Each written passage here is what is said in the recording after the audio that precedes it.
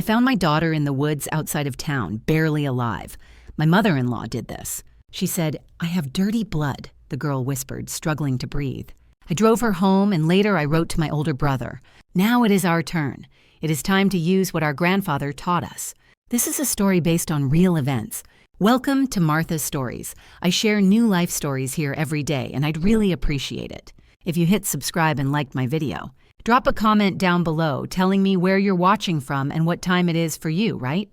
Now, I read every single comment, and it helps me to know I'm not alone in this. October turned out to be cold.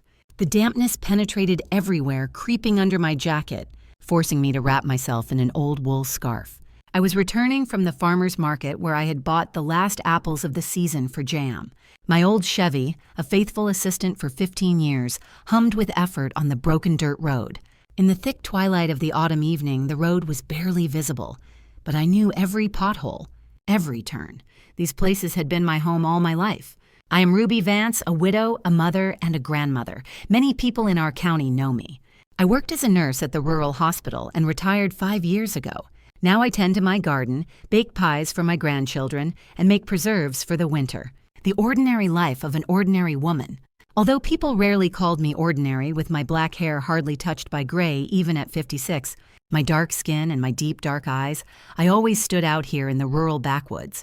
"Bad blood," they whispered behind my back, sometimes with admiration, more often with caution.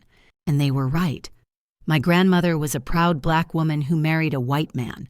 My grandfather against her family's will. This story was passed down in the family like a legend about a great love that conquered prejudice. The phone in my jacket pocket erupted with a shrill ring, making me startle. It was an old push-button device, reliable with a powerful battery that didn't fail even in freezing temperatures. An unfamiliar number flashed on the screen. "Hello," I pressed the phone to my ear, slowing down on a particularly bumpy stretch. "Ruby Vance?" A male voice, unfamiliar, out of breath. "Yes, that's me." "You need to come urgently, the woods behind the old quarry. Do you know where that is?" My heart skipped a beat. "I'm Sam, a hunter. I live across the river. I found your daughter. She's in bad shape, very bad. She has her ID on her. Your number is listed as an emergency contact." The ground fell out from under my feet. I braked sharply. The car skidded on the wet clay. "What's wrong with her? What happened?" "Beaten badly. She's conscious but barely speaking. I called 911, but it'll take them a long time to get out here. Hurry." I turned the Chevy around right in the middle of the road, almost driving into the ditch. My hands were shaking, but my head was working clearly. The old quarry that was about 7 miles north along a logging road. Only one thing was spinning in my head. Olivia, my baby girl. Just hold on. My daughter is 32 years old, beautiful, smart, stubborn. At 24, she married Gavin, the heir to a large construction company. She moved to the state capital into a luxurious mansion. She rarely called and visited, even less. She always answered my questions about her life evasively. "Everything is fine, Mom, don't worry." And I pretended to believe her, although my mother's heart sensed it. Not everything was smooth in her golden cage. The road to the quarry wound between thinning aspens and birches. The car shook over the potholes. I could barely manage the steering, but I didn't slow down. Thoughts raced through my head. Who could have beaten Olivia? A robbery? It couldn't be. Gavin always seemed calm, polite. True, his mother, Lucille Sterling, looked at me like empty space and viewed our family and our race as a stain she wanted to wipe off. Her precious son. Around the bend, the old quarry appeared, an abandoned sandy pit overgrown with young pines. A battered pickup truck stood on the shoulder with its doors open. A middle-aged man in a camouflage jacket was shifting from foot to foot nearby. I braked, jumped out of the car, forgetting to turn off the engine. "Where is she?" My voice cracked. "There." He waved his hand toward the tree line, "about 100 yards. I put my jacket under her and left a thermos of tea. I wanted to carry her, but I was afraid, what if there are fractures? I rushed in the indicated direction. My feet got stuck in the soil soaked after the rain. Branches whipped my face. I stumbled, fell, got up, and ran again. Something light appeared between the trees. At first I didn't recognize her. Her hair was matted with blood and dirt. Her face swollen. There was a huge bruise under her eye. Her light coat from an expensive designer had turned into dirty rags. She lay on her side, curled up just as she did in childhood when she was sick. "Olivia, baby." I dropped to my knees beside her, afraid to touch. She opened her eyes slightly. One was almost completely swollen shut. The other looked cloudy, unfocused. Her lips trembled in a weak smile, immediately replaced by a grimace of pain. "Mom, I'm here, honey, I'm here."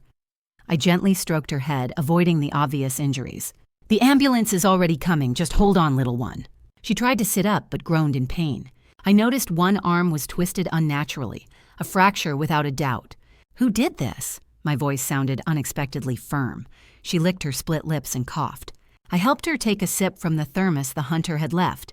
The warm tea seemed to give her strength. "Lucille Sterling," she whispered so quietly I could barely hear. "Your mother-in-law?" I couldn't believe my ears.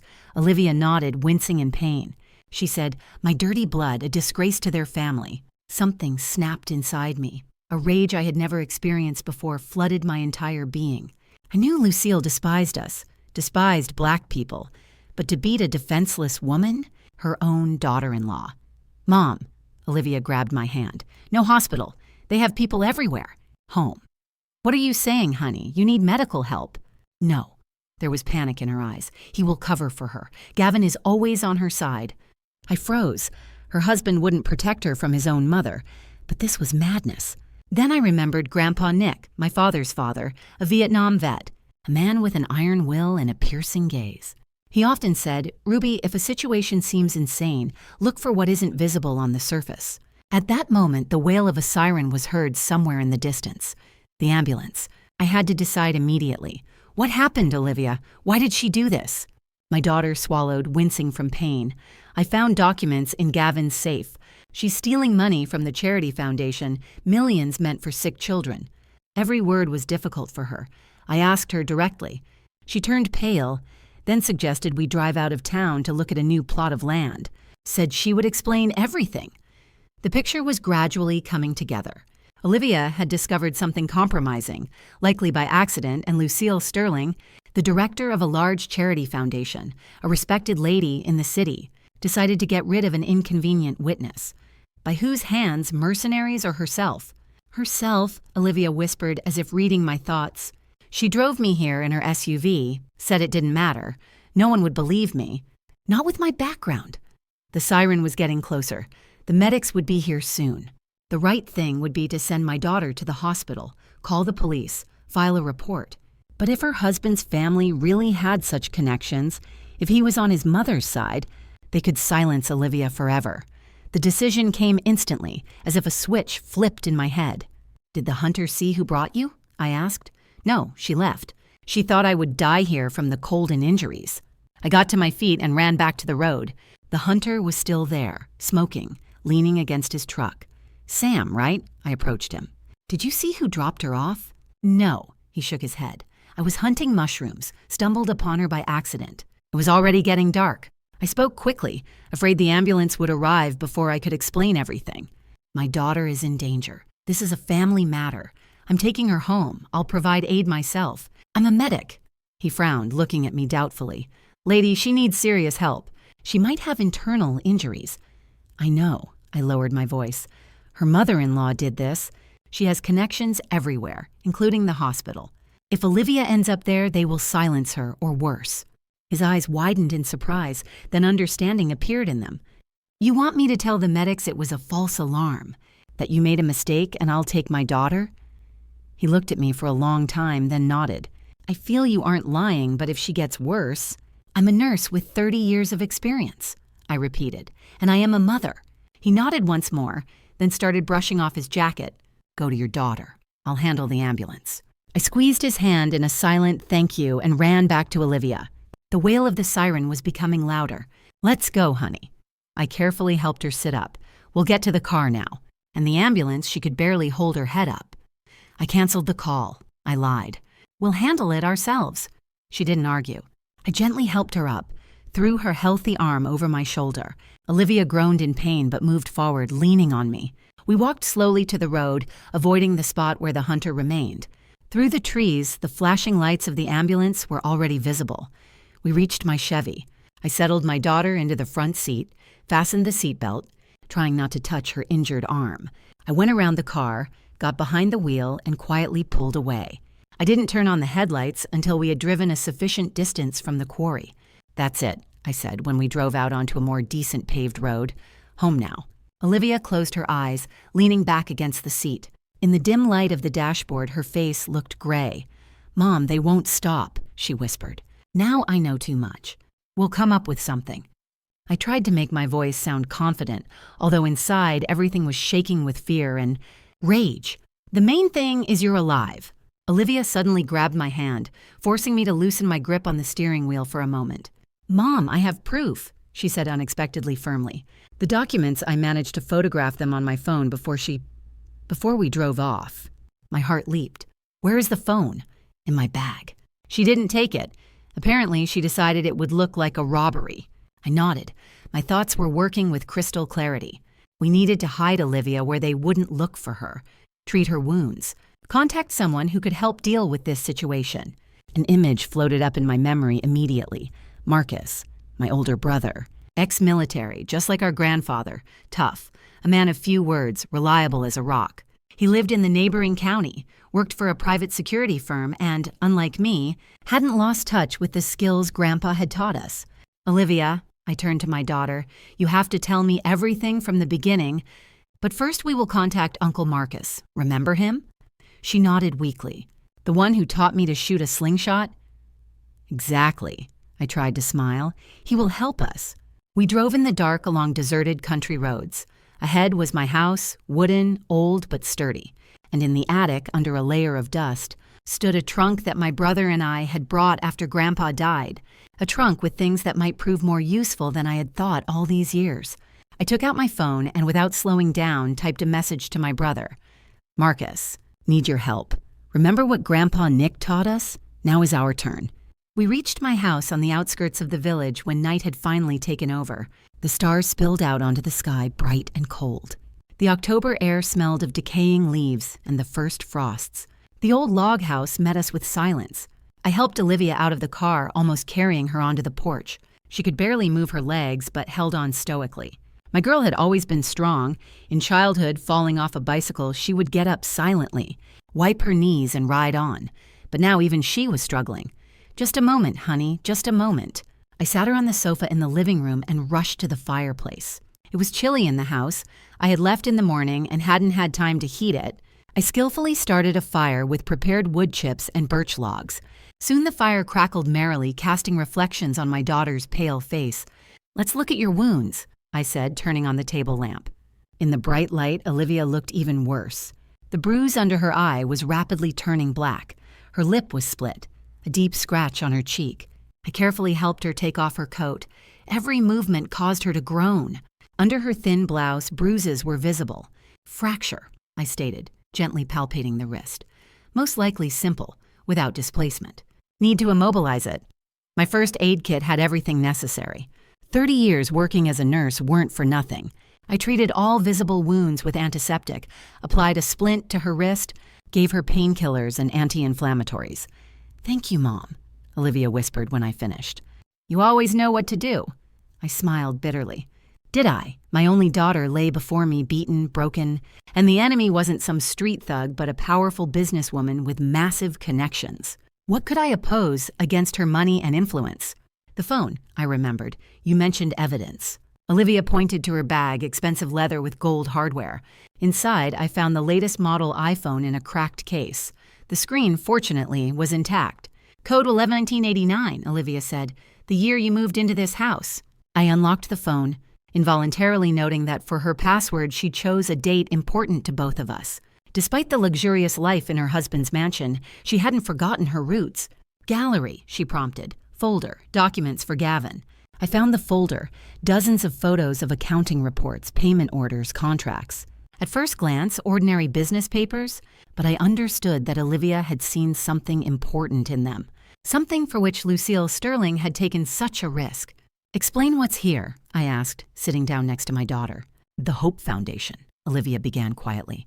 Lucille is its director and founder. Every year, tens of millions of dollars pass through the foundation for the treatment of sick children, for supporting nursing homes, for building playgrounds, everything official, everything transparent.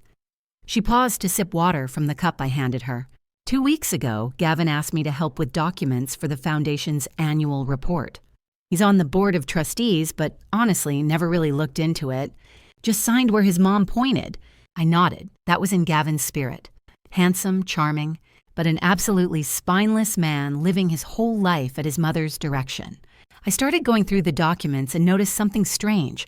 Large sums from 5 to 15 million were regularly transferred to accounts of firms with names like Consulting Inc. or Business, Analytics for Consulting Services, Legal Support, Analytics.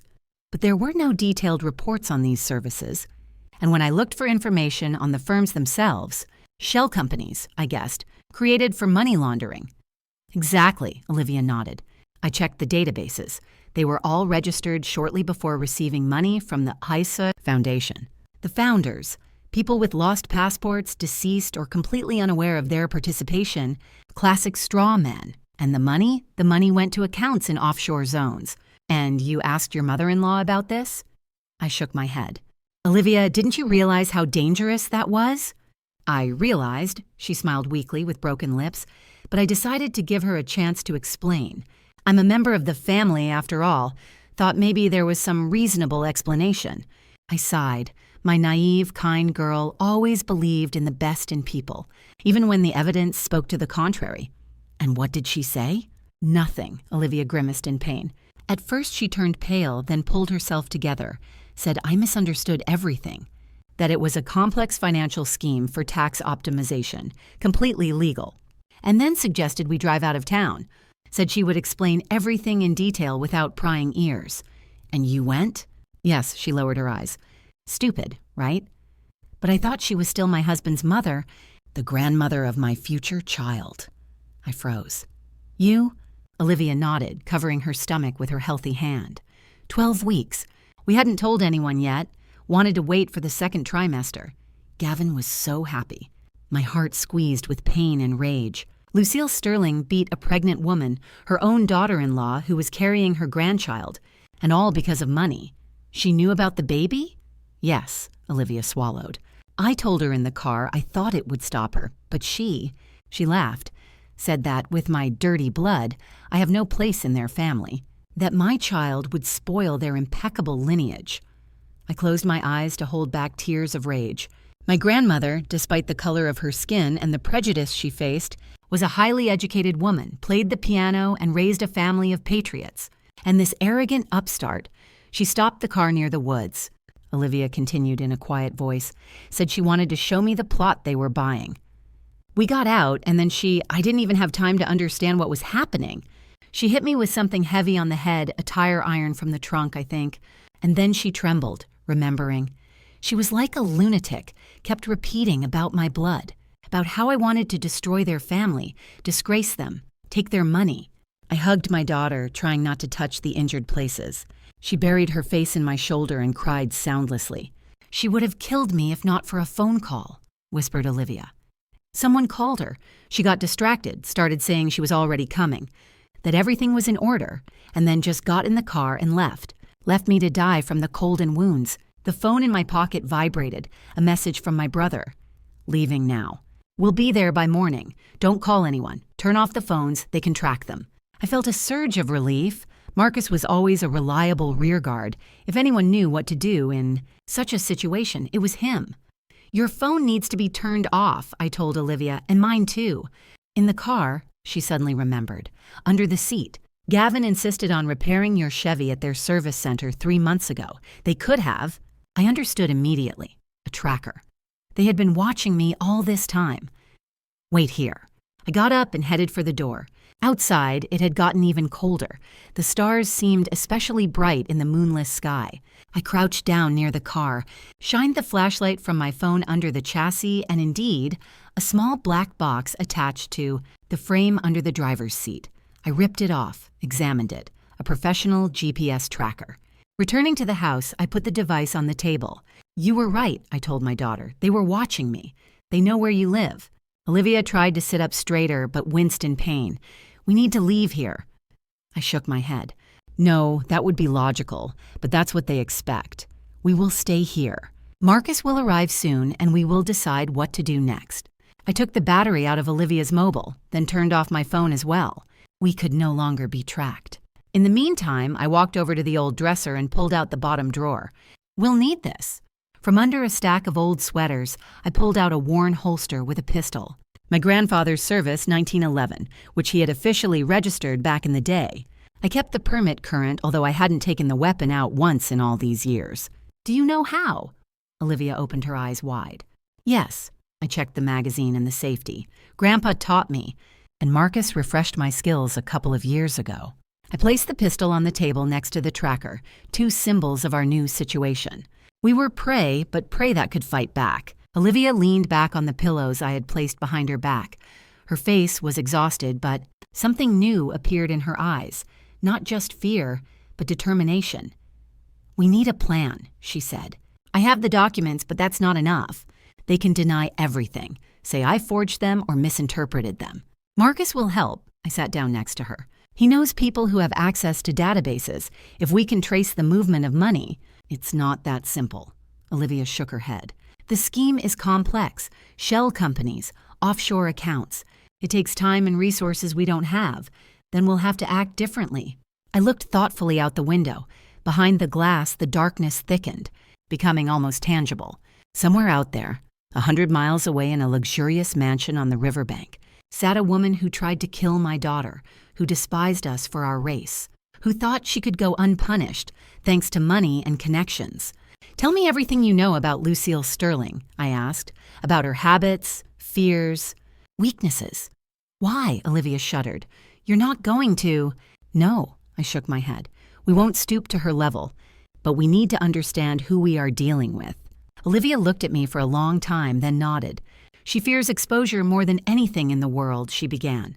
Her reputation is her god. The charity foundation, social projects, interviews, and glossy magazines, it's all her way of showing herself in a certain light. In reality? What about her husband, your father-in-law, Arthur Sterling? Olivia laughed joylessly. A big businessman, head of a holding company. In public, a model family man, father, and husband.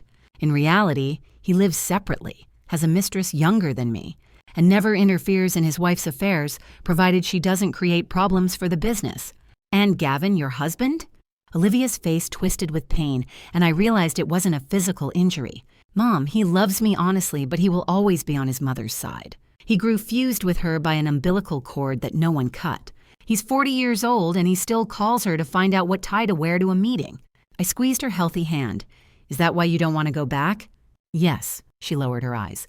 If I end up in the hospital, Gavin will take me home and there Lucille will finish what she started, and no one will stop her. A heavy sigh escaped my chest. My girl had fallen into a golden cage from which she could not escape. Now we need to turn to someone Lucille can't silence, I said, thinking aloud. Someone she fears or cannot control. Olivia thought for a moment, then her eyes widened. Arthur Sterling, she whispered. Her husband. She can do whatever she wants as long as it doesn't harm the business. But if a scandal with the foundation surfaces, it will hit the holding company's reputation.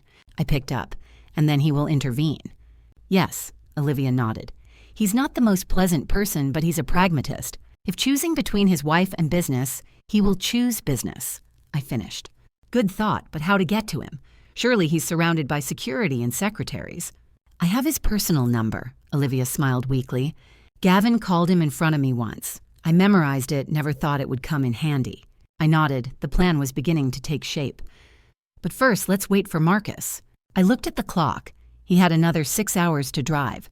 You need to rest. I helped my daughter lie down more comfortably, adjusted the pillows. Her eyelids were growing heavy. The effect of painkillers and the tension of the last few hours was taking its toll. Mom, she caught my hand as I was about to leave the room.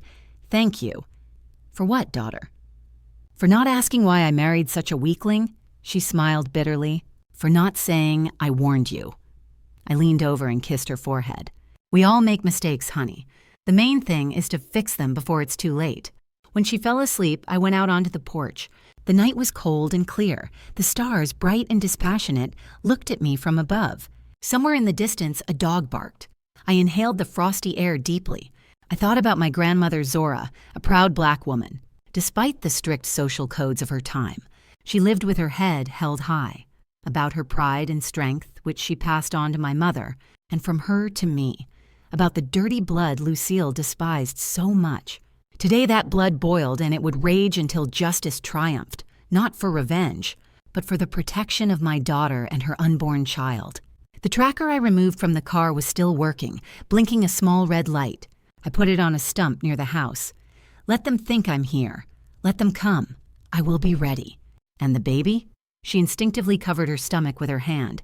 Seems to be okay. No bleeding, no severe pain in the lower abdomen, but a doctor's examination is needed. Marcus exchanged glances with me. We both understood how risky going to the local hospital was, but leaving Olivia without medical help was impossible. I have a doctor friend in Springfield, said Marcus, referring to his time in the service. He can be trusted and he'll come here, no need to go anywhere. Thank you, Olivia said quietly, then suddenly tensed. The phone. They can listen to your conversations. Don't worry, Marcus showed her new burner phones. We'll use only these, and I'll call the doctor from a payphone in the next town over. He walked to the window, lifted the edge of the curtain. We can't stay here, he said, peering into the dawn. The house is too open. The woods come right up to the north side. Ideal position for observation and attack. But where do we go? I looked around the room in confusion. Can't go to a hotel, need ID. To friends, we'll put them in danger. Grandpa had a hunting cabin, Marcus said thoughtfully, about 12 miles from here. Deep in the woods, remember? I nodded. A small log cabin on the shore of a forest lake where Grandpa took us fishing. I hadn't been there in 15 years, but I remembered the place well. You can only get there on foot or by an off-roader, Marcus continued. No roads, only forest trails. Ideal hideout, but Olivia, she won't be able to walk. We'll take your Chevy, he decided. We'll just leave the tracker here in case they are tracking the car via satellite, and we'll leave it at twilight to make it harder to be seen. I agreed. The plan was risky, but logical. The cabin was far from civilization. No one would look for us there. What about the evidence? Asked Olivia. The foundation documents? Marcus sat down next to her and carefully studied the photos on the phone. Impressive, he admitted, but you're right, this isn't enough. We need confirmation from independent sources, bank statements, registry data, confirmation of the shell company's activity. Do you have access to such things? Olivia asked hopefully. Marcus smiled mysteriously.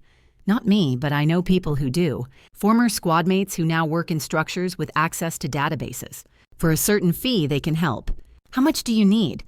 I was already calculating how much money I had saved up. Don't worry about the money, Marcus waved it off. I have savings, and this is an investment in our family's future. He took a laptop out of his bag and turned it on. Offline, he explained, doesn't connect to the internet directly. Safe. While Marcus worked, I attended to Olivia, helped her wash up, changed bandages, prepared a light breakfast. Her condition was stable, but the bruises had acquired a gruesome purple-green hue. Looking at my daughter's battered face was physically painful. Mom, she said quietly when we were alone in the kitchen, I'm scared. I know, honey, I gently hugged her, but we'll handle it. We always have.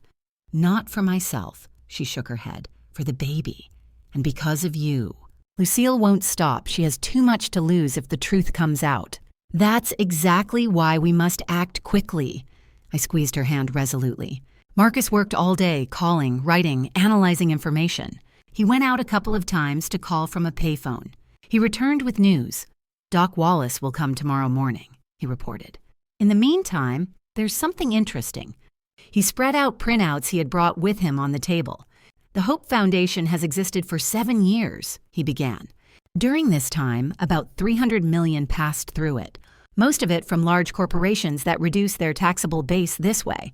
Seems legal, money goes to charity, companies get tax breaks and a positive image. But in reality, I asked? In reality, about 60% of the funds go nowhere. Marcus pointed to a diagram he had drawn. Shell companies, fake contracts, inflated estimates, classic money laundering scheme. And no one noticed for 7 years? I couldn't believe it. Someone noticed, Marcus said grimly. 2 years ago, a journalist started an investigation. A month later, he got into a car accident. Miraculously survived, but is now paralyzed. The investigation naturally stopped.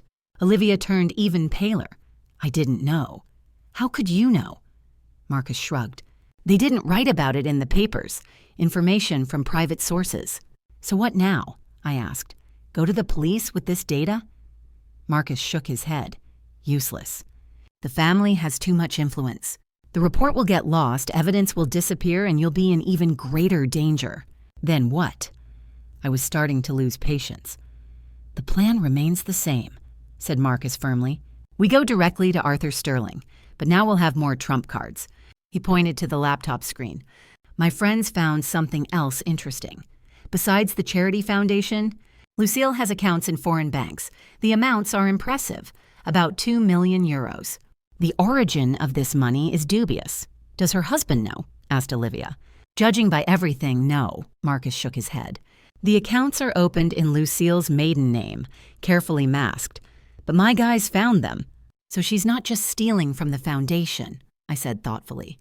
She's also hiding money from her husband, preparing a golden parachute. Looks like it, Marcus agreed, and this fact might be decisive. Arthur Sterling might turn a blind eye to fraud with the foundation. After all, it's donors' money. Not his, but personal betrayal he won't forgive. Exactly, Olivia finished for him. He's a man of the old school. For him, family is primarily a business partnership. Loyalty is above all. Evening was falling. We were preparing for departure. Marcus checked the car, made sure the tracker was securely fastened to the stump by the house. I packed the essentials, warm clothes, medicines, food. Olivia was silent and focused. Time to go, Marcus said when it got dark outside. I'll drive you both. Get in the back seat, duck down when we drive through the village. We left the house. The air was cold, smelling of pine resin and approaching snow. I helped Olivia into the car, covered her with a blanket. Marcus checked the pistol I gave him and hid it under his jacket. Everything will be fine, he said, starting the engine. Grandpa didn't teach us survival for nothing. The Chevy quietly moved off. We didn't turn on the headlights until we hit the logging road. I looked back at the house that had been my refuge for so many years. Now it looked lonely and vulnerable.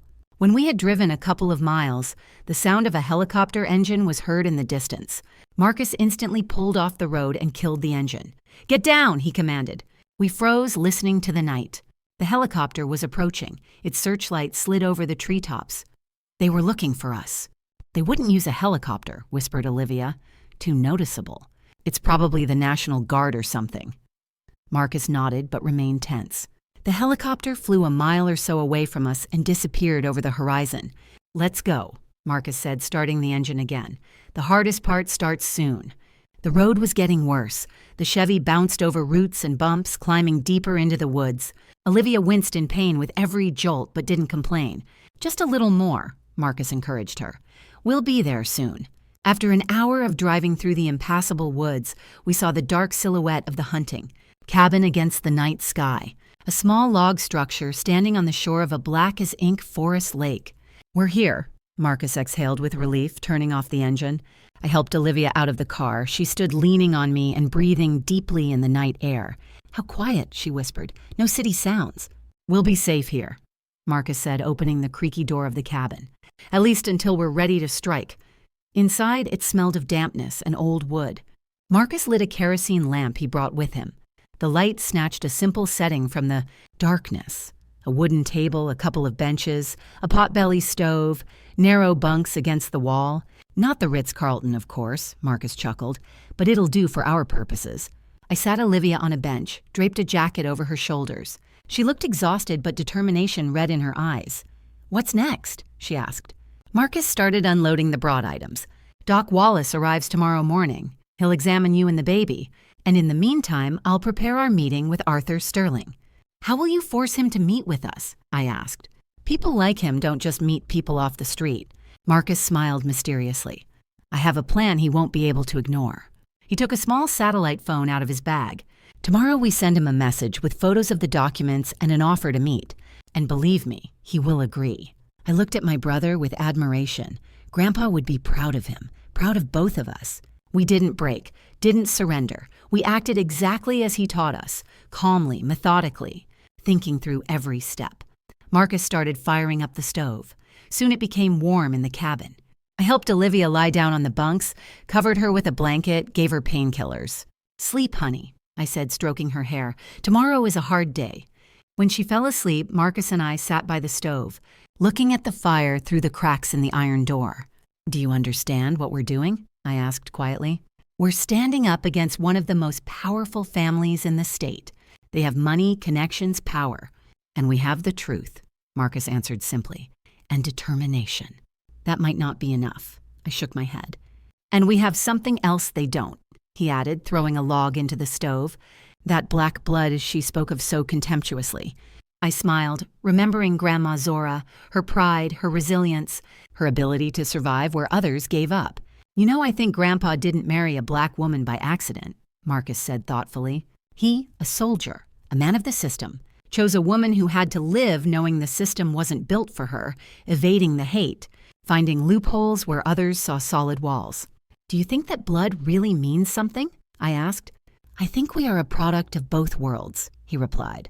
We have Grandpa's methodical nature, his systemic approach, and Grandma's intuition, her ability to think outside the box to see what is hidden from others. The fire in the stove crackled, casting bizarre shadows on the walls of the cabin. We sat in silence, each immersed in our own thoughts. Ahead was the decisive day. We need to sleep, Marcus finally said. We'll need all our strength tomorrow. I nodded and moved to the bunks where Olivia was sleeping. I didn't want to leave her alone even for a minute. I'll take the first watch, Marcus said, taking out the pistol. He sat by the window looking into the darkness of the forest. His profile, sharp and resolute, reminded me of Grandpa, the same straight nose, the same fold between the eyebrows. I lay down next to my daughter, listening to her breathing. She slept restlessly, sometimes starting and moaning quietly. Everything will be fine, I promised her mentally. We will protect you and the baby, whatever the cost. With this thought, I fell into an anxious sleep in which I found my daughter again and again, beaten and bloody in the cold woods. I was awakened by a quiet knock at the door. I jumped up automatically, grabbing the pistol that lay nearby. Marcus was already standing at the entrance, tense, ready for action. Who is it? He asked quietly. Doc Wallace, a calm male voice answered. Marcus Vance called. My brother relaxed but didn't put the pistol away. Which regiment, Wallace? He asked. Ascend Airborne, the voice answered immediately. Operation Wolfpack. Marcus nodded and opened the door. On the threshold stood a stocky man of about 50 in a field jacket and with a battered medical bag in his hand. His gray hair was cut short, and his face was furrowed with wrinkles of a man who had seen a lot. Come in, Wallace. Marcus shook his hand. Thanks for coming. For you, any time. The doctor entered and looked around the room. His gaze stopped on the sleeping Olivia. This the patient? I nodded and went to my daughter, gently waking her. Olivia, this is the doctor. He's going to examine you. Doc Wallace was a man of few words and businesslike. He carefully examined all of Olivia's wounds, checked her pupils, measured her blood pressure and pulse. Then he took a small portable ultrasound machine out of his bag. Army tech, he explained, noticing my surprised look. For field conditions. Not as precise as in a hospital, but will show the basics. He gently ran the sensor over Olivia's stomach, peering into the small screen. His face was focused, and I waited for the verdict with anxiety. Heartbeat is present, he finally said, stable. The placenta hasn't detached. You got lucky, young lady. Olivia started crying quietly with relief. I squeezed her hand. And what about the other injuries? Asked Marcus. Wrist fracture, non-displaced. Wallace checked the splint I had applied. Good fixation, concussion of moderate severity, bruises, hematomas, abrasions, 2 ribs broken but lungs not punctured. Ideally needs hospitalization, but he looked around the cabin, understanding that was impossible. He took several packages of medicine out of his bag, painkillers compatible with pregnancy, anti-inflammatories, vitamins, everything safe to take in your condition. He handed the medicine to Olivia. Bed rest for at least a week and no sudden movements. Thank you, doctor, Olivia said quietly. Wallace nodded, then took Marcus aside. They spoke quietly, but I heard anyway. This wasn't a random attack, the doctor said. The blows were delivered methodically. Someone wanted to cause maximum harm but not kill immediately to make her suffer. Marcus nodded grimly. Exactly. Wallace shook his head. Animal cruelty, especially considering the pregnancy. We'll deal with this, said Marcus firmly. Thanks for coming.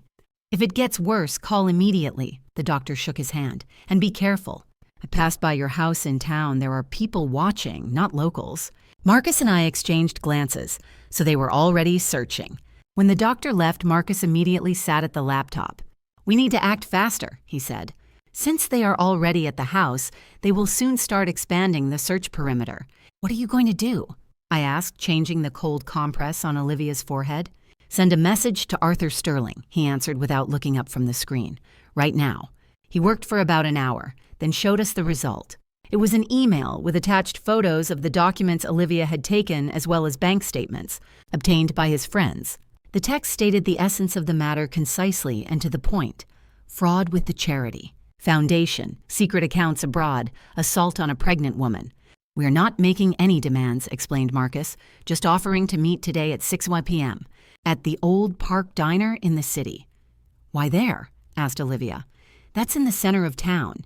Exactly why, Marcus nodded. A public place. He won't be able to try anything against us and we'll have the advantage. We know his face, but he doesn't know ours. No, he won't come alone, I objected. People like that always have security.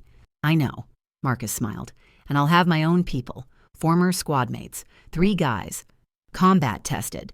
He sent the email through a secure connection. Now we wait for an answer, he said, closing the laptop. The answer came 40 minutes later, short, business-like. We'll be at the designated place at the designated time, alone. You come without an entourage too, Marcus chuckled. Of course he won't be alone, and neither will we. I have to go with you, Olivia suddenly said, trying to sit up. Don't even think about it. I gently laid her back down. You need rest. Mom, this is my battle. She pressed her lips together, stubbornly wincing in pain. I have to be there. It's our shared battle, said Marcus firmly. But your task right now is to protect yourself and the baby. We'll handle it. Olivia wanted to object, but suddenly turned pale and grabbed her stomach. I got scared, but she shook her head reassuringly. It's fine, just kicked, see? I stroked her hand. Even the little one tells you to stay here. By noon, Marcus left again. Needed to meet with friends, discuss the action plan. He left me one of the pistols and strictly forbade leaving the cabin. Yeah, if anyone approaches, shoot immediately, he said before leaving. Don't try to find out who it is. I nodded. In 30 years, I had never shot at a person, but I knew I could if it threatened my daughter's life. Olivia and I were left alone. She dozed most of the time, exhausted by pain and stress. I sat by the window watching the forest and thinking about how strangely life had turned. Just 3 days ago, I was a simple retiree, a former nurse who made jam and knitted socks for grandkids. And today, I'm sitting with a gun in my hands, ready to defend my daughter from powerful people who want her dead. But in reality, I was never just a retiree. The blood of a soldier grandfather and a resilient grandmother always flowed in my veins. I had just forgotten about it in the habitual routine of peaceful life. Marcus returned at twilight. He was collected and focused. Everything is ready, he said. My people are already at the diner, 1 at the bar, 2 at tables. Arthur Sterling arrived in town an hour ago. His car is parked near the Central Hotel. He's preparing too, I said thoughtfully. Surely he has his own people. Undoubtedly, Marcus nodded. But in a public place, they'll have to be cautious, just like us. He handed me a small leather briefcase. All the documents are here. Originals of Olivia's photos, printouts of bank statements, information on the shell companies, the money flow chart, and something else interesting my friends found. What exactly? I asked. Proof that Lucille Sterling has been leading a double life for the last 3 years. Marcus smiled mysteriously. She has a lover, a young manager at one of her husband's hotel chains. Lord, I shook my head, and she dared to talk about dirty blood. Marcus looked at his watch. We have to go, Ruby. The meeting is in an hour and a half, and the drive takes about an hour. I walked over to Olivia, who woke up and watched our preparations with anxiety. We'll handle it. I kissed her forehead. Everything will be fine. Be careful, she whispered. These people, they aren't used to losing. Neither are we, said Marcus firmly. Neither are we. We went outside. The evening was cold with a light fog creeping over the lake. Ideal weather for our mission. Visibility limited, but not enough to be dangerous. In the car, Marcus checked the pistol one more time, then handed me a small box. What is this? I opened it and saw a tiny earpiece. Radio transmitter, he explained. My guys will be in touch with us. I'll hear them. You'll hear me. If something goes wrong, I'll say the code word sunset. That means leave immediately. I inserted the earpiece and adjusted my scarf to hide it. And if help is needed? The word sunrise, he answered, and they intervene immediately. The road to the city was deserted. We drove in silence, each immersed in our thoughts. I thought about my daughter, left alone in the forest cabin. She was scared, I knew, but she didn't show it. "Everything will be okay, Ruby," Marcus said suddenly, as if reading my thoughts. "We thought it all through. The plan is solid." I nodded, but anxiety didn't let go. Too many unknowns. How would Arthur Sterling react? Would he believe us? What would he do if he believed? The city met us with the bright lights of shop windows and street lamps. After the silence of the forest, the noise of the streets seemed deafening. Marcus parked the car 2 blocks from the diner. "We'll walk," he said. "Safer that way." I gripped the briefcase with the documents tighter and got out of the car. We walked through the evening city like ordinary passers-by, a middle-aged woman and man. No one would guess we were going to a meeting that could change our lives. The Old Park Diner was located on the first floor of a historic building downtown, a cozy place with dimmed lights and quiet music. We entered 15 minutes before the appointed time. "He's already here," Marcus whispered to me, "at the corner table, alone, but his people are at the neighboring tables." I discreetly scanned the room. I recognized Arthur Sterling immediately, a tall, stately man with a strong face and silver temples. He sat thoughtfully stirring his coffee and looked completely calm. Only the whitened knuckles of his fingers betrayed his tension. "I'll go first," said Marcus. "You approach in a minute." He confidently headed toward Arthur Sterling's table. I saw the man tense up when a stranger approached him. 2 bodyguards at the next table also leaned forward, but Marcus simply sat opposite and said something quietly.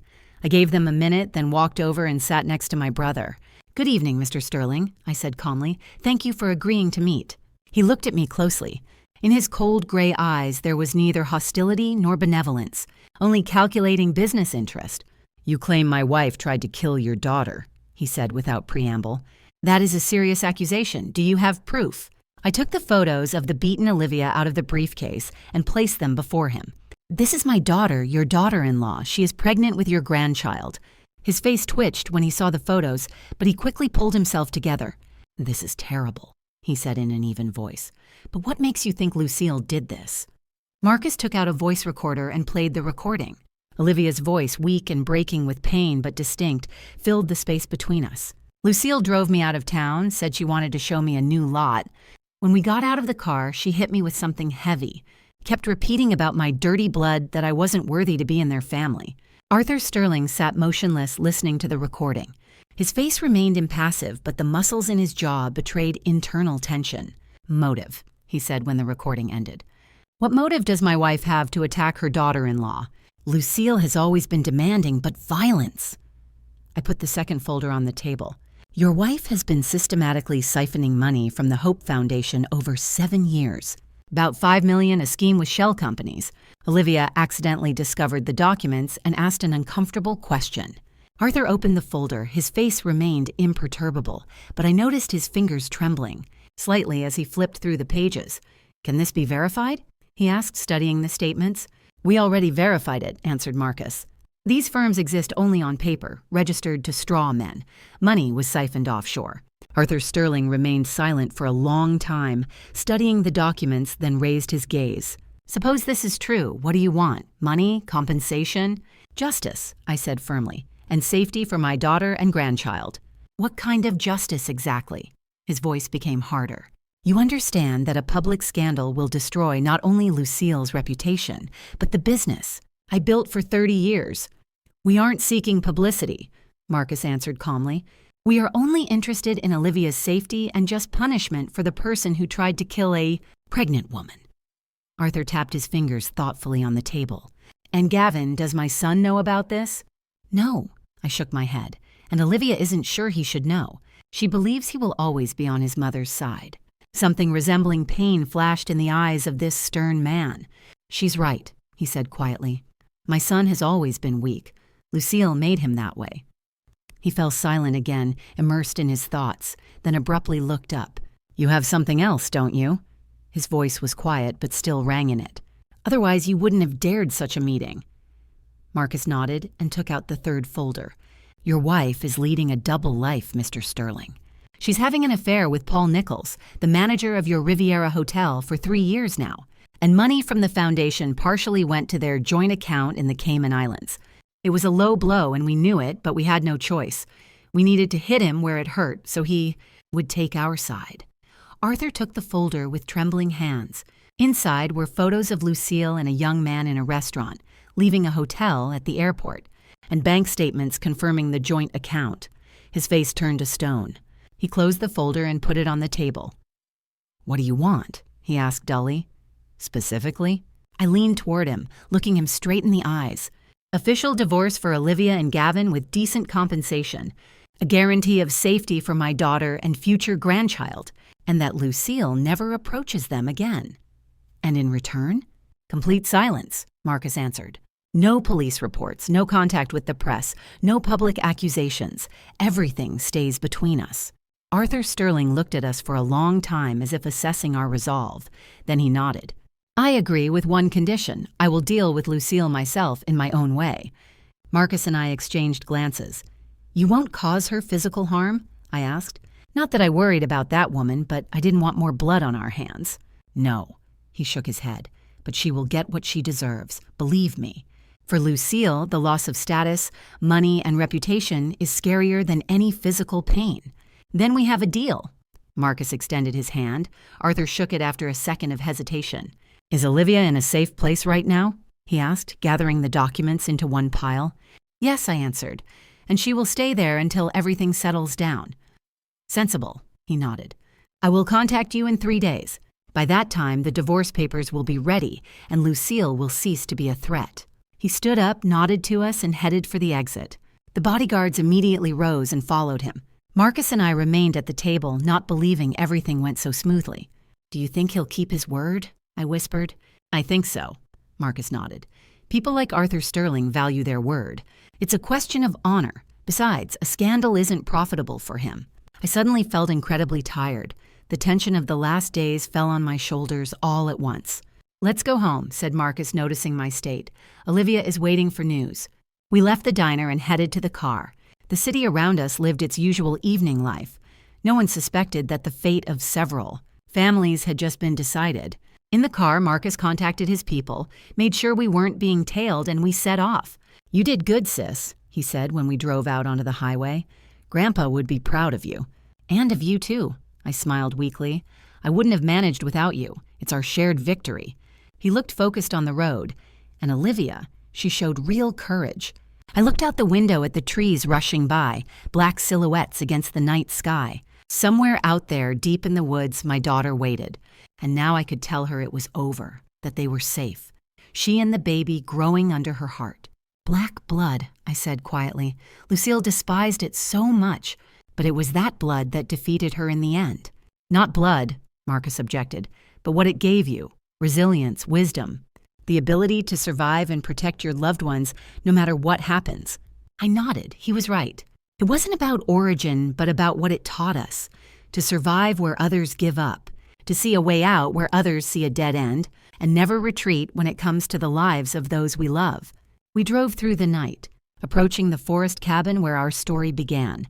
I knew everything would be fine now. Not immediately, not easily, but we would manage as we always had. A week passed. 7 long days filled with waiting and anxiety. Olivia and I stayed in the forest cabin. Marcus visited regularly, bringing food, medicine, and news. My daughter's condition was gradually improving. The bruises began to fade. The pain in her ribs became less acute. She slept a lot. And when she was awake, she sat by the window looking at the lake and stroking her stomach as if convincing the baby that everything would be okay. On the 3rd day, just as promised, Arthur Sterling contacted us. Marcus met him in the city and returned with documents, a divorce agreement and compensation, as well as news that took my breath away. "Lucille Sterling has disappeared," he said, adding logs to the stove. "Officially, she went for treatment at a Swiss clinic, but in reality?" I asked. "Arthur gave her a choice." Marcus spoke quietly, not to wake his niece. "Either prison for fraud and attempted murder or voluntary exile. She chose the latter. He allocated her a small sum, small by his standards, of course, and sent her somewhere in South America with the condition that she never returns and never contacts the family. And her lover, I remembered, the young hotel manager? Fired, Marcus shrugged. Arthur Sterling is a tough man. He doesn't forgive betrayal. And how did Gavin react? Does he know what happened? He knows, Marcus sighed, but not the full version. Arthur told him his mother committed financial crimes and had to leave. And the attack on Olivia? Not a word. Fears his son won't handle the full truth. I shook my head. The man who couldn't protect his wife from his own mother now didn't even know the whole truth about what happened. But perhaps it was better for everyone this way. Does he want to see Olivia? I asked. No. Marcus looked at his sleeping niece. Arthur said Gavin took the news of the divorce surprisingly calmly. Seems he long ago resigned himself to the fact that their marriage was a mistake. I didn't know whether to rejoice or be sad about this. On one hand, the lack of resistance facilitated the divorce process. On the other, the ease with which Gavin gave up his pregnant wife spoke poorly of him. And what about the foundation? I asked, remembering where it all started. Arthur personally took charge of it, answered Marcus. Conducted an audit, returned the stolen money, changed the management, is trying to minimize reputational damage. On the fourth day, Doc Wallace came to examine Olivia again. He was pleased with her condition. Bones were knitting, bruises healing, the baby developing normally. In a week, she can be moved home, he said, packing his bag, but complete rest for another month. On the seventh day, Marcus arrived with important news. Documents signed, he said, handing Olivia a thick folder. Divorce processed expeditiously thanks to Arthur's connections. Compensation transferred to your account. A sum enough for a comfortable life and the child's education. Olivia held the folder on her lap, hesitating to open it. Is that it? She asked quietly. Is it the end? Almost. Marcus sat down next to her. There's one more thing. Arthur wants to meet with you. My daughter and I exchanged glances. We hadn't expected this. Why? She asked wearily. He didn't explain. Marcus shrugged, said only that it's important and it's not a threat. If you agree, he'll come tomorrow alone, no security.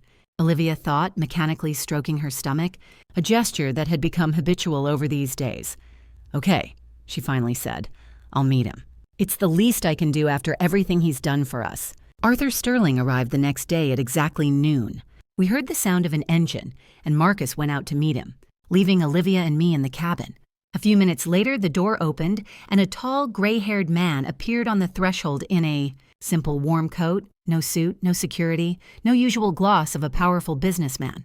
Hello, Olivia, he said, standing at the threshold as if hesitant to enter further. Thank you for agreeing to meet. My daughter nodded, gesturing for him to sit. I started to leave to give them privacy, but Arthur stopped me. Stay, Miss Vance. What I want to say concerns you, too. He sat on the bench opposite Olivia, folded his hands on his knees. For the first time, I saw in him not a stern businessman, but simply a tired man crushed by the betrayal of loved ones. I came to apologize, he began, looking Olivia straight in the eye, for not seeing, not stopping, not protecting. I was blind, too busy with business to notice what was happening in my own family. Olivia was silent, waiting for him to continue. Lucille has always been a complicated person, he continued. But I never thought she was capable of such cruelty, especially toward a pregnant woman, the mother of my grandchild. His voice trembled on the last words. I suddenly realized that for this stern man, impending grandfatherhood meant more than one could imagine. You aren't to blame, Arthur, Olivia said softly. You couldn't have known. I should have, he shook his head. It's my responsibility. He fell silent, gathering his thoughts, then continued. I came not only to apologize. I would like, if you allow, to remain in the child's life, to be a grandfather. Olivia raised her eyebrows in surprise. None of us expected this. I understand it's a strange request after everything that happened, he hurried to add. I'll understand if you refuse. But I'm 65 and this child is my only chance to continue the line. Gavin is unlikely to ever become a father again. He's too weak for a family, in his words. There was no reproach toward his son, only a sad statement of fact. I suddenly felt strange compassion for this man who had spent so many years building an empire to pass on to heirs who didn't justify his hopes. Olivia was silent for a long time, looking out the window at the frozen lake, then turned to her father-in-law. I won't deprive the child of a grandfather, she said quietly. You can see him or her on the condition that Lucille never appears in our life and that Gavin doesn't pretend to be a loving father occasionally, of course. Arthur exhaled with relief. Lucille will never return. And as for Gavin, I'll talk to him. He must make a choice. Either be a real father or don't interfere at all. He paused, then took an envelope out of the inner pocket of his coat. "One more thing," he said, handing it to Olivia. "These are keys to a house in Pine Creek, not far from here, and the deed in your name." Olivia looked at the envelope in bewilderment. "Why?" "I thought you'd need somewhere to live." Arthur shrugged. "Quiet place, clean air, good for a child, and close enough to the city if work or school is needed." "This is very generous, but—" Olivia began. "Please accept," Arthur interrupted her gently. "Not as compensation. You already received that by the agreement. But as a gift to my future grandchild." Olivia hesitated. I understood her doubts. Accepting such an expensive gift from a man whose family was associated with so much pain. But at the same time, this house could become a real shelter for her and the baby, a new beginning. "Okay," she finally said. "I accept. Thank you." Arthur nodded, then unexpectedly reached out and lightly touched her stomach. "Boy or girl?" He asked with unusual softness in his voice. "Don't know yet?" Olivia smiled weakly. "It'll be a surprise." "In our family, boys are usually born," he said thoughtfully. "But maybe your, what did Lucille call it, dirty blood, maybe it will change the tradition." In his words, there was no contempt or mockery, rather sincere curiosity. "My grandmother was Zora Vance," I said, deciding to join the conversation. "A smart, strong black woman who commanded respect in a town that didn't want to give it. She taught me a lot." "I see." Arthur looked at me closely. "That strength passed to you and your daughter. You know, I've always respected people who can stand up for themselves and their loved ones regardless of race." He stood up, signaling the visit was over. "I won't intrude," he told Olivia. "When the baby is born and you feel ready, just call. My number is in the documents." Olivia nodded. "Thank you for coming, Arthur." He headed for the door but stopped on the threshold and turned around. "You are a brave woman. Olivia, and you have an amazing mother. Take care of each other." With those words, he left. A minute later, we heard the sound of the car driving away. Olivia sat holding the envelope with the keys to the new house. On her face was a strange mixture of emotions, relief, confusion, hope. "What do you think?" I asked, sitting down next to her. "I don't know," she shook her head. "Everything is so tangled. A month ago I had a perfect life, at least I thought so, and now you will have a new life." I hugged her by the shoulders. "And it might turn out to be much more real." In the evening, when Olivia fell asleep, Marcus and I sat by the dying fire in the stove. Tomorrow we were to leave the cabin and move Olivia to her new house. Our forced adventure was coming to an end. "Do you think Arthur will keep his word?" I whispered. "About Lucille and Gavin?" "Think so." Marcus thoughtfully turned a mug of tea in his hands. "He's old school. For people like that, their word is everything. And his sudden attachment to the future grandchild genuine?" "Yes," Marcus shrugged. "He's not young. His business is successful, but who to pass it to? His son is weak. His wife turned out to be a traitor. The grandchild is the only hope for continuing his life's work." I nodded. His words made sense. For people like Arthur, family and legacy often become more important than money and power, especially at the sunset of life. "What will you do next?" I asked my brother. "Return to your work in the city?" Marcus smiled. "Not immediately. First, I'll help you settle in the new house." Then I was offered an interesting position in a security firm, more solid than before. "I'll be closer to you." "What about your bachelor life?" I teased him. You know, he suddenly became serious. This story made me rethink a lot. Family, it's the most important thing we have. Grandpa always said that, and we didn't always listen. He threw a log into the stove, and the flame flared up with new force. "Speaking of Grandpa," he said after a silence, "remember he always said, 'Our roots are our strength.'" I nodded. Grandpa often repeated that phrase, especially when other kids teased me for my dark skin. He was right. Marcus watched the fire. If not for his lessons, not for his legacy, I don't know how this would have ended. If not for Grandma's blood, I added. The very thing Lucille considered a flaw turned out to be our strength, the ability to survive. Protect our own, find a way out in hopeless situations. To black blood. Marcus raised his mug jokingly. To black blood, I echoed. The next morning we left the cabin. Marcus helped Olivia into the car. I packed our few belongings. Before leaving, I went out to the shore of the frozen lake and looked at the snow-covered forest for a long time. Here in this wilderness, away from civilization, we survived the hardest period in our lives. Here, my daughter healed from wounds inflicted by a woman who should have become a second mother to her. Here, my brother and I remembered Grandpa's lessons and used them to protect our family. And from here, we were leaving as winners. I took a deep breath of frosty air and headed to the car. Ahead was a new life for all of us. The house gifted by Arthur turned out to be a large wooden cottage on the outskirts of Pine Creek, 10 miles from town. 2 stories, spacious rooms, modern finishing, a fireplace in the living room. Secluded enough to feel safe, but not so much as to be cut off from the world. "It's nice here," said Olivia when we helped her get settled in the bedroom on the first floor. Quiet, calm. For the first time in a long time, peace appeared in her eyes.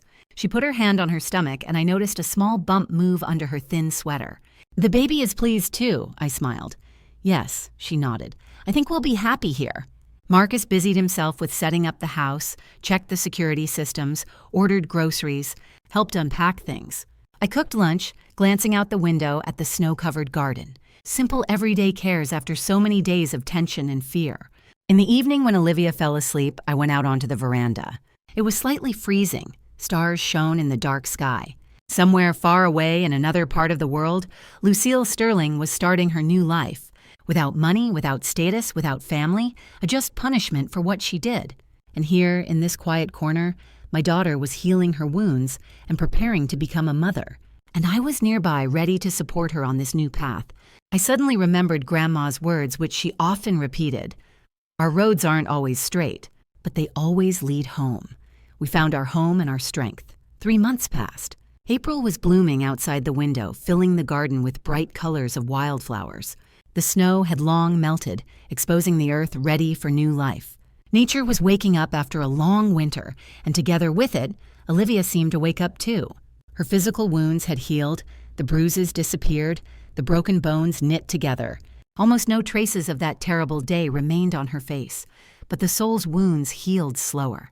At night, she often had nightmares, and I woke up from her quiet crying, rushed to her room, sat nearby, stroked her hair as in childhood. But the pregnancy was proceeding well. Her belly noticeably rounded, and with every day, Olivia spent more time talking to the baby, reading books to it, playing music. These moments were the only ones when the shadow of the past completely left her face. Marcus bought a small house 2 miles from us, an old forester's lodge he fixed up with his own hands. Now he worked in the state capitol at a large security firm, but every weekend he came to us.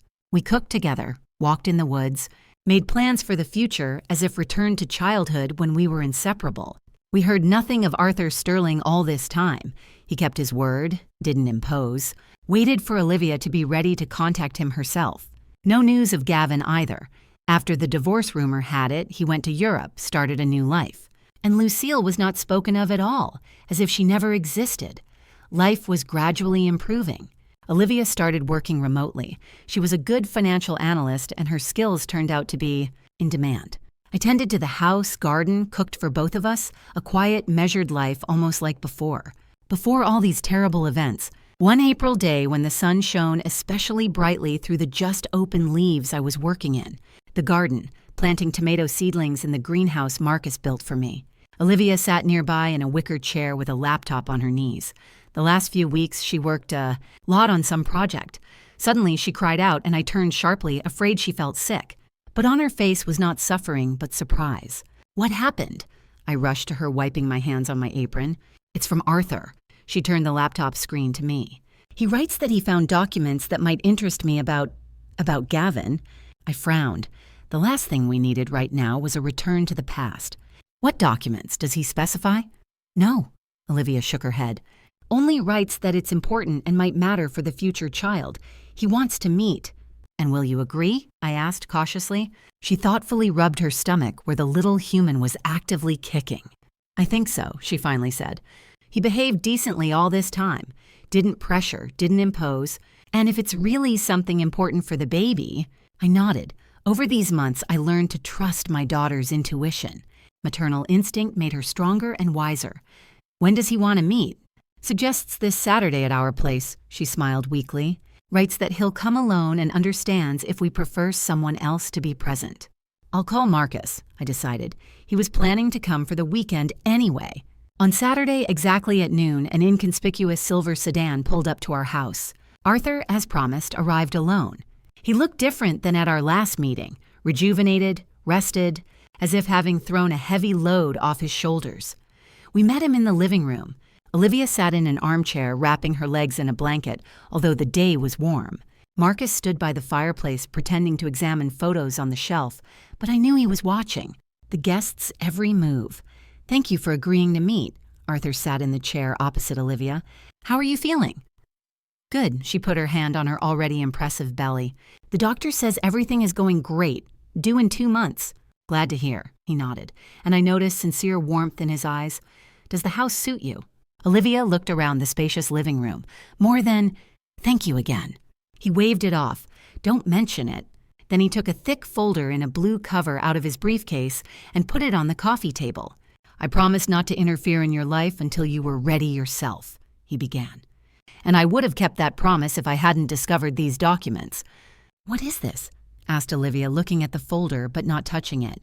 Medical records, answered Arthur.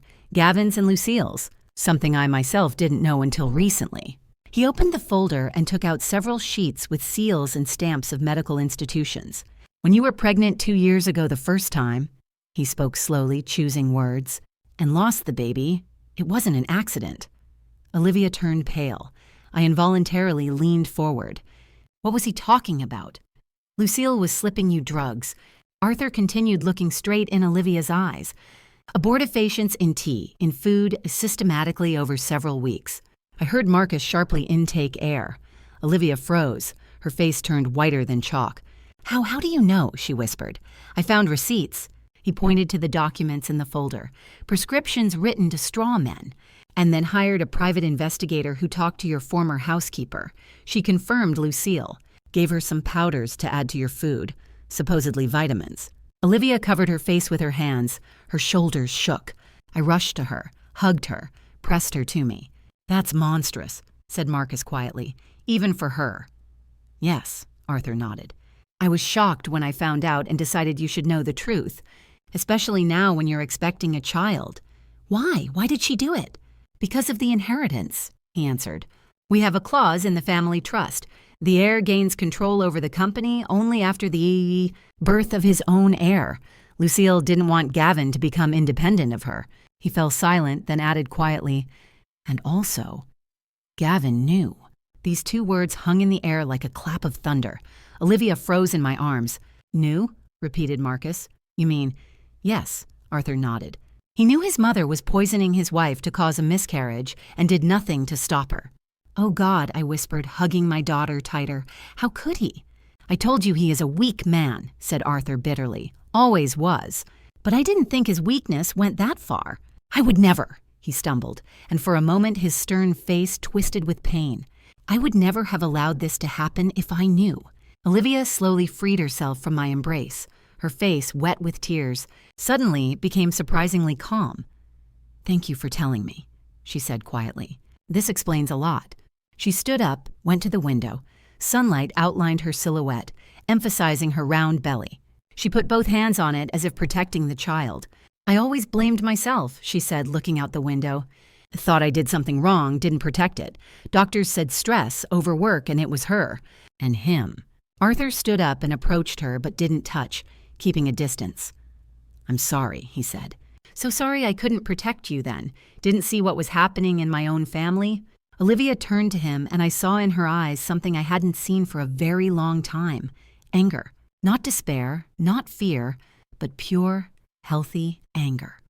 You aren't to blame, she said firmly. You didn't know. But they. She took a deep breath. They knew. Both. And now I know too. She walked over to the table and closed the folder with documents. What do you plan to do with this information? Asked Arthur. Nothing. Olivia shook her head. What can I do? Evidence isn't enough for court. And why? She is already punished.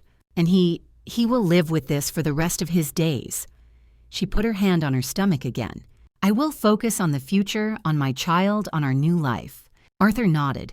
In his eyes flashed something resembling respect. You are a strong woman, Olivia. Stronger than I thought.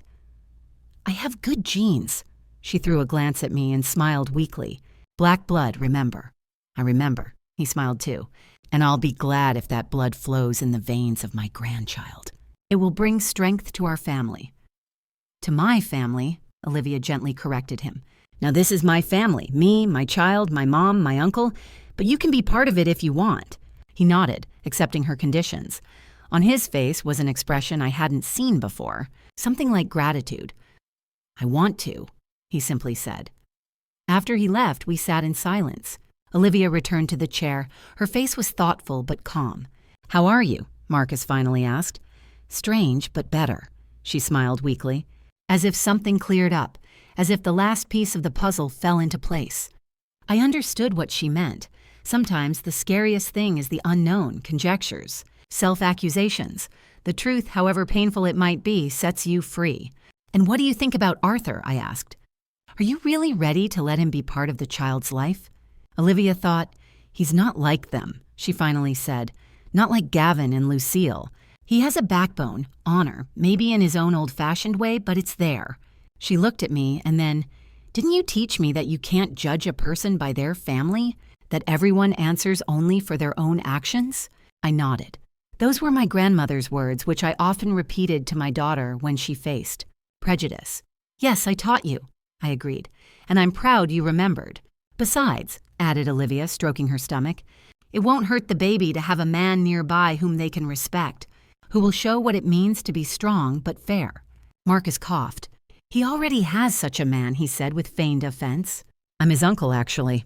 We laughed, and the tension that held us since Arthur's appearance finally let go.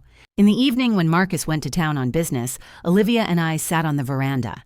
The sunset painted the sky in pink and gold tones. Birds sang in the garden. An idyllic picture that seemed unreal after everything endured. You know, Mom, Olivia suddenly said, I thought of a name for the baby. Yes, I turned to her. And what is it?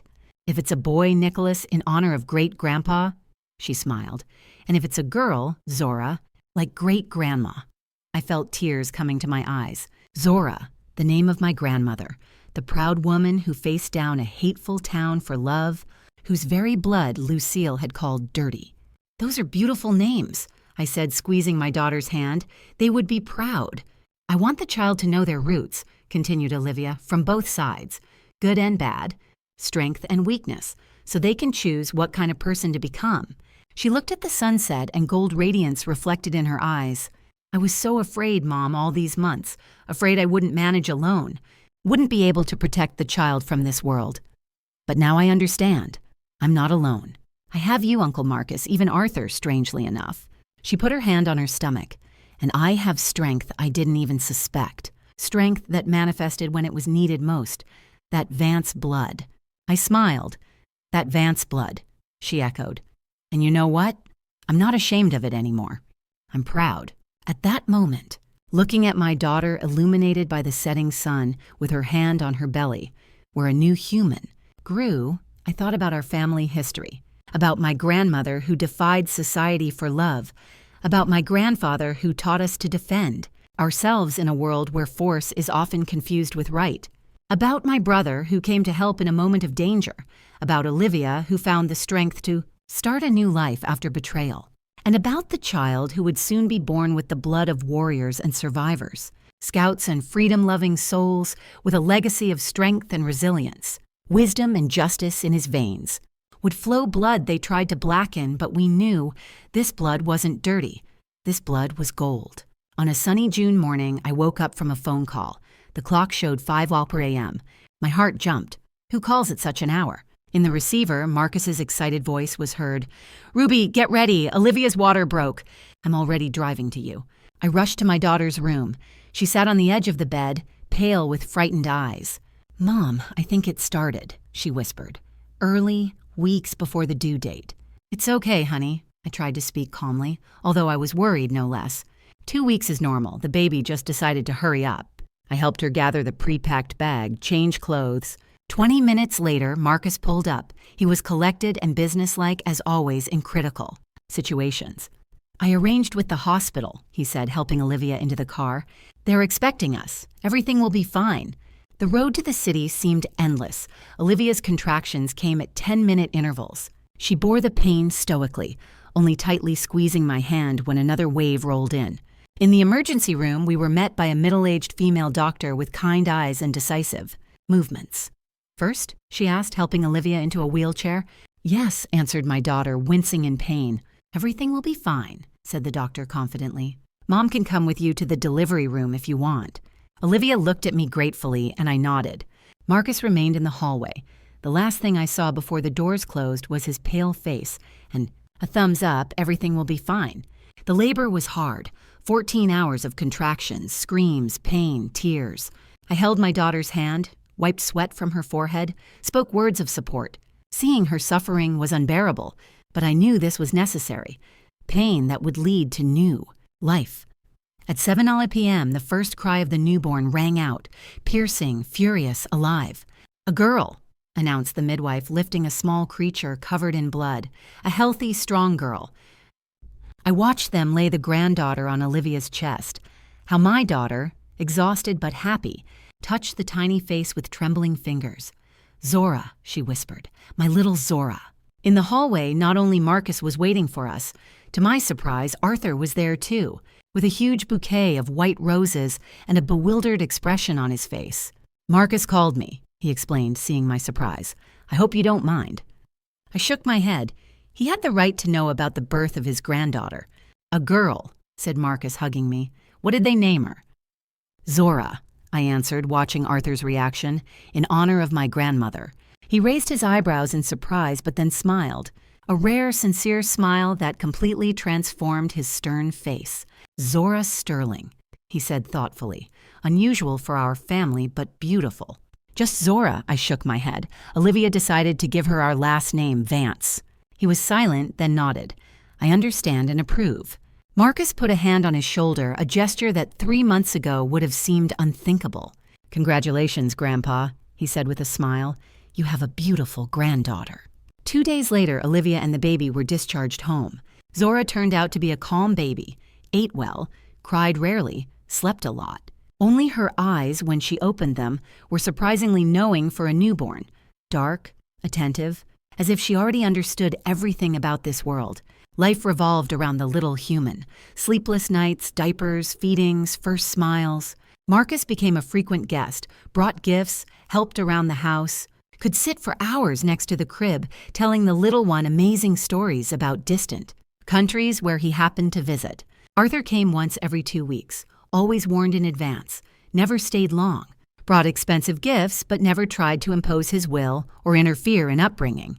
Gradually, his visits became a habitual part of our life. Summer that year turned out hot.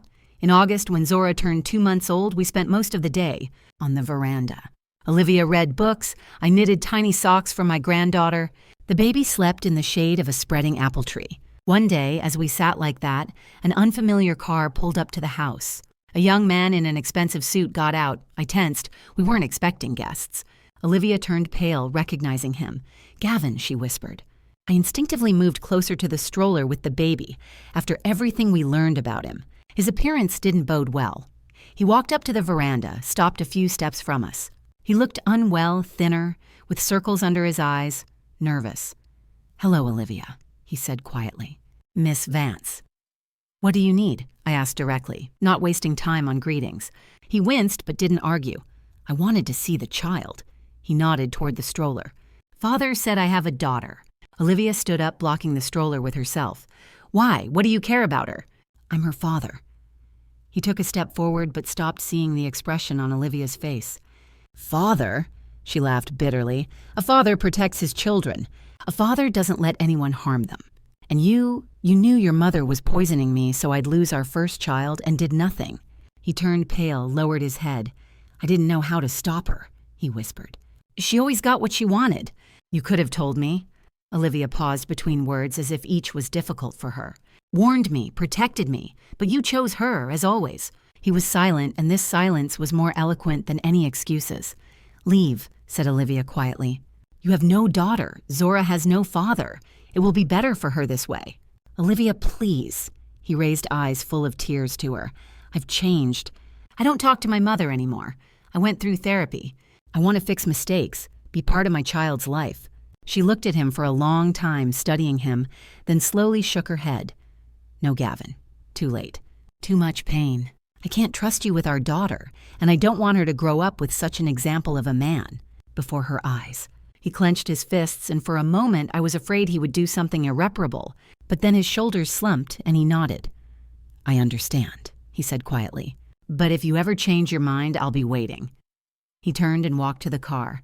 Olivia watched him go, and in her eyes there was neither hatred nor love, only fatigue and detachment.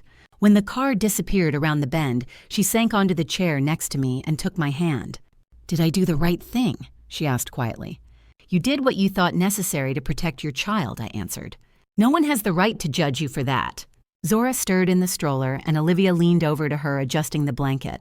The baby looked at her mother with wide-open eyes, dark as night, like my grandmother Zora's. You know, Mom, said Olivia thoughtfully, not taking her eyes off her daughter. I used to always think strength was something loud, heroic deeds, bold decisions, loud words. She stroked Zora's tiny palm, and the baby tightly grasped her finger. But now I understand that real strength is often quiet. It's daily small decisions, the choice to protect those you love, the ability to start over when it seems life is destroyed. I looked at my daughter, at her calm, confident face, and pride overwhelmed me. She went through betrayal, violence, pain, and came out stronger, wiser, whole. That's Vance blood. I smiled, repeating the phrase that had turned from an insult into a symbol of strength and resilience for us.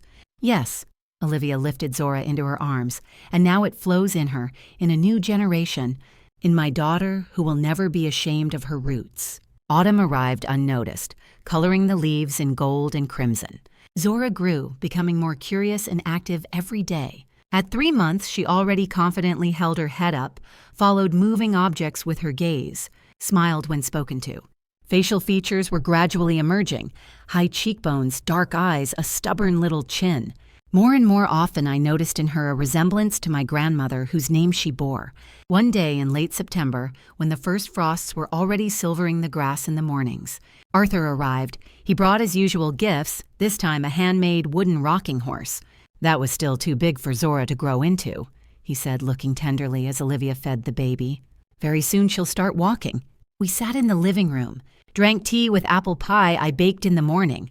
The conversation flowed leisurely, touching on safe topics, the weather, plans for winter, Zora's health. Gavin came by, Olivia suddenly said, not raising her eyes from her daughter. A month ago. Arthur tensed. I didn't know, he said after a pause. What did he need?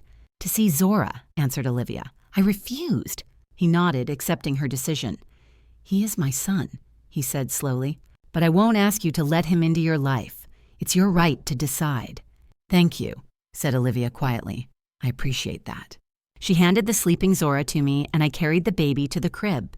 When I returned, Olivia and Arthur were talking about something serious. I'm leaving, he said, to Switzerland. Doctors found heart problems, needs surgery. For long? I asked, sitting down next to my daughter. Don't know, he shrugged. A month, maybe longer. Everything depends on how the surgery and rehabilitation go. He took a folder with documents out of his briefcase and put it on the table. I updated my will, he said, looking at Olivia.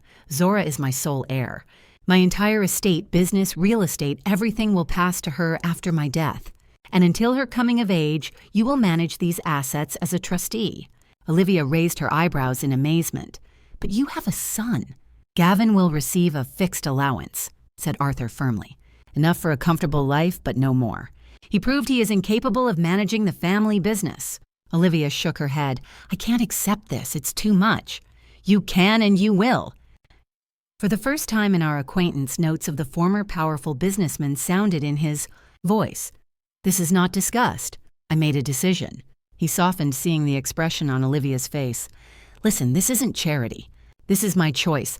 I want my legacy to continue, for my life's work to pass into reliable hands. I see strength in you that Gavin always lacked, and I know you will raise Zora, so she is worthy of this legacy. Olivia was silent for a long time, then slowly nodded. Okay, but with one condition. Which? I want you to return alive and healthy. Zora needs a grandfather. His face softened. In his eyes appeared something I had never seen before. Tenderness. I promise, he said. After he left, Olivia and I sat in silence. The sun was setting, painting the room in golden tones. From the nursery came the quiet breathing of sleeping Zora. Strange how everything turned out, said Olivia thoughtfully. A year ago, I was afraid of these people, considered them enemies. And now, life is unpredictable, I took her hand. And people, too. Can't judge a book by its cover, as Grandma used to say. Olivia smiled. I miss her so much. Pity she can't see her great-granddaughter. She sees, I was sure of it, and she is proud of you both. From the nursery came a quiet cry. Olivia got up to go to her daughter, but stopped on the threshold and turned to me. You know, Mom, I'm grateful for everything that happened. Even for the pain, for the betrayal, for the fear. Without that, I wouldn't have become who I am now, and I wouldn't have Zora. I watched her walk to her daughter, slender, self-confident, with her head held high. I remembered the frightened, broken woman I found in the woods that cold autumn evening and understood she was right. Sometimes we need to pass through darkness to see the light. Sometimes pain is not the end, but a beginning. Sometimes what others consider our flaw turns out to be our greatest strength. Black blood. The blood of survivors. The blood of the resilient. The blood of those who don't give up. Blood that was subjected to persecution for centuries, but always found a path to freedom. Blood they tried to despise, but which turned out stronger than prejudice and hatred. This blood flows in my granddaughter's veins, and it will never be dirty. It will be her strength, her legacy, her pride. And we, me, Olivia, Marcus, even Arthur will be nearby to protect her, teach her, love her, so she never forgets who she is and where she came from. So she always knows in her veins flows the blood of winners. If you like the story, hit the thumbs up button and subscribe to the channel. This motivates us to create new and interesting stories every day. Don't miss the new video that you see right now on the main screen. All the best and be happy.